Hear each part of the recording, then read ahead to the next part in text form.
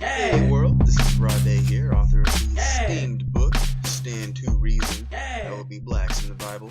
We are going to get into chapter 8 right now, Jesus the Nazarite. Pretty much, obviously, I make a claim that, Jesus um, could very well have been a Nazarite, and I'm just going to jump into it now. There are pretty much three things that denote what a Nazarite is and what they're supposed to do. And the first thing is they're not supposed to touch the dead. But when we look at Samson, we know that, he ate honey out of a lion's carcass, which is, well, I mean, pretty badass when you think about it. But, so we can kind of tell that, you can, I guess you can touch dead animals, right? I mean, so you can eat meat, um, that type of thing. So, I mean, even as far as when we take this thing to Jesus, we could kind of see that, I don't think he was a vegetarian. I mean, he could have ate whatever he wanted to, and even a part of religious feasts and such like that, he would have been eating meat. But besides the point, we can see that Samson, who was also a Nazarite, um, he killed.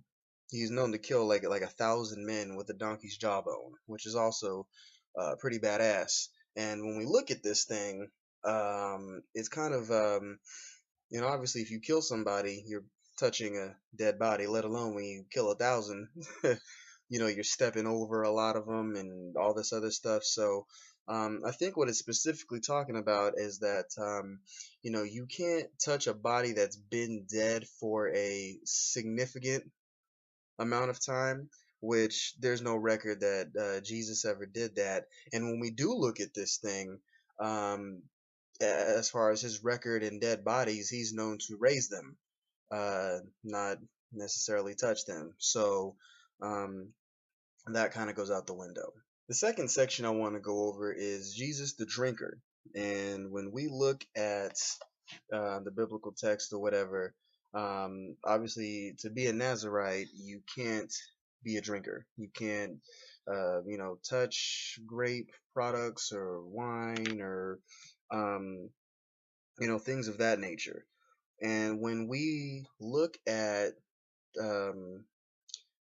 Jesus, even then, they say his first miracle was turning water to wine. Well, there's no record of him actually drinking it. He just kind of turned the water um, into the wine, and even then, when we look at, when we look at, in many of the Gospels, it says something to the effect of, I will not drink wine again until I drink it with you in my Father's kingdom. And even when he was on the cross, he refused to drink the wine or the vinegar or whatever. He refused to drink it until I think it was he in the Gospel of John, he drinks the wine and says, it's finished and um everything of that nature. I know I'm kind of mumbling around with here. There's a lot to go over. I'm looking at a lot of scriptures, but one of the main things is that like I said, the Bible is a book of prophecy. And there's a lot of people that look to the Old Testament and say that it's going to feed into the New or whatever. And one of those verses is in Genesis um, 49 verses 10 through 11 or 12, and it says, the scepter will not depart from you, Judah, nor the ruler's staff from his descendants until the coming of the one whom it belongs, no one whom the one whom all nations will honor.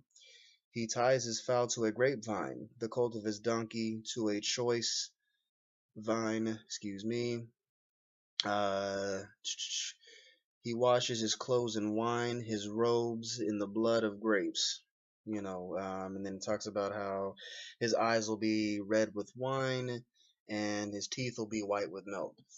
So we look here and it's a lot of obviously great products, a lot of wine talking about here. But going back, we talked a lot about uh, blood and the different meanings that it would have. And wine is one of those things where it's an interpretation of blood. And um, when we look at this thing, we can kind of see how it would just make more sense. It talks about how, Jesus is going to come back and he's going to, they assumed he was going to be a warrior, you know. Um, Even then, when we look at the book of Revelation, he comes with like the sword out of his mouth and he's slaying dragons or I guess that's Michael, but, killing demons and stuff like that on some supernatural stuff. And, we can kind of see that if you want your savior to come back, you're going to want him to be more of a warrior than a drinker. But, in order to kind of show the similarities, I guess, with blood and warriorness or whatever, you equate it with grapes and wine and red wine and things of that nature. There's also a couple verses, like there's a verse in here where, um, let's see, he claims to drink. I believe it's in Matthew verses 11, 18 through 19, and he says, for John the Baptist didn't spend his time eating or drinking, and you say he's possessed by a demon. The Son of Man, on the other hand, feasts and drinks, and you say he's a glutton and a drunkard. Well, this is one of those things where, when you look at it, he's really just drawing the distinction between him and John the Baptist. John the Baptist was pretty much the crazy guy. He was the guy out in the wilderness eating crickets and honey and stuff, and kind of antisocial. And I guess Jesus is trying to make that comparison of, look, well, I'm the guy in the temple. I'm the guy that you see around here. I'm that guy, you know. And even then, it's one of those things where, I mean, this is kind of just haterism 101, where people look at you and if they don't like you, they'll find any reason to not like you. So let's say that you're like a young pastor and you go to a party and you just have a cup in your hand or whatever, and people are like, "Oh my God, look at him! He's at the party. He's among sinners, and he's got a cup. He must be drinking, and he must be, all that other good stuff." So I mean, I'm pretty sure a lot of that probably went on. I don't know. I guess a lot of this is speculation, but I'll admit a lot of this is probably speculation on my part. But when you look at the Bible, it is a book of speculation in and of itself, and I don't want to go too deep into that. But there's a lot more. God, there's like, I don't even know, like 8 or 9, 10 verses or whatever to go through that I'm just not gonna go through. And then it talks about how his eyes are going to burn with the flame of fire and everything like that. And some people equate that with, um, drunkards, people who drink a lot. If you drink a lot, everybody's had this hangover. You wake up, you've been turned up, wake up, you just like, you just bloodshot. And if you drink a lot, I guess over a long period of time, it kind of just stays like that.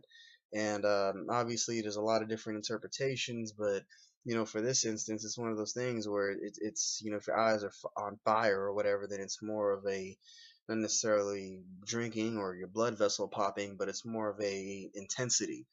Like I think the Roots made a song of it with John Legend or something like that.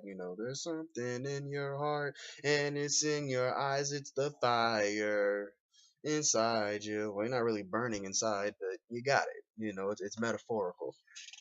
Um, but with that, I mean, um, that's pretty much it. I mean, I know I probably did a poor job even amongst my own standards of trying to get into this whole drinking thing, but on the whole, it's just one of those things that you'll just take it or leave it as is. And the third section I want to get into is nappy mane. And what I mean by that is that, obviously being a Nazarite, he would have to grow his hair. And when Africans grow their hair, we get dreadlocks. It just naturally locks up. It naturally does what it does. And, when we look at this thing, I think the biggest evidence that I can point out is kind of, I want to say, a lack of evidence. you know, because when we look here after, well, let me loop back. Part of the Nazarites' vow or whatever was when they're done with their mission, they need to cut their hair.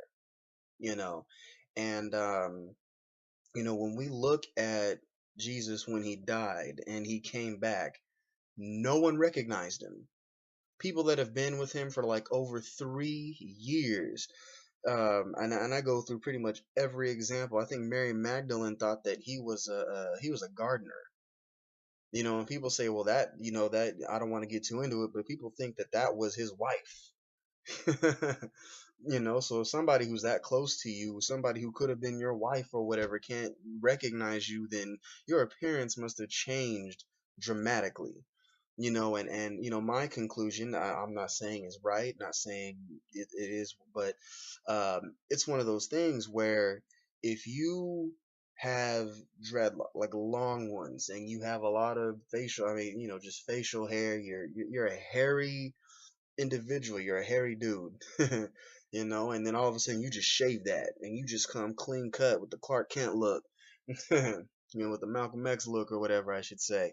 um People aren't going to recognize you. You know, even then, look at like Tom Hanks in Castaway or whatever. You know, Wilson.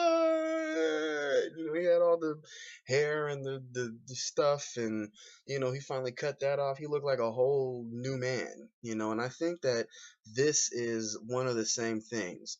You know, because there's no reason, like we said, you know, there's no, in the last chapter, there's nothing distinctive about his appearance. There's nothing magnificent that we can look at and be like, wow, you know. So, you know, it had to be, um I want to say, just normal stuff, you know. And normal, it's normal to have hair, it's normal to cut it off, it's normal to, you know. And I think it's one of those things that that change in appearance was so dramatic that that's the reason why that no one could recognize him. Like he had to, you know, show his palms and stuff to show that he really was who he was. But, you know, with that, you know, that's going to wrap up this chapter. That's going to wrap up this part of the video series.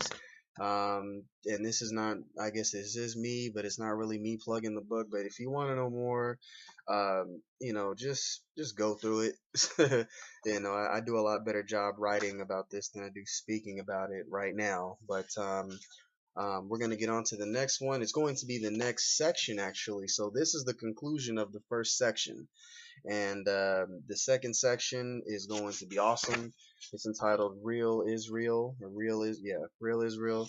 And we're going to go into chapter 9, which is Israel's importance.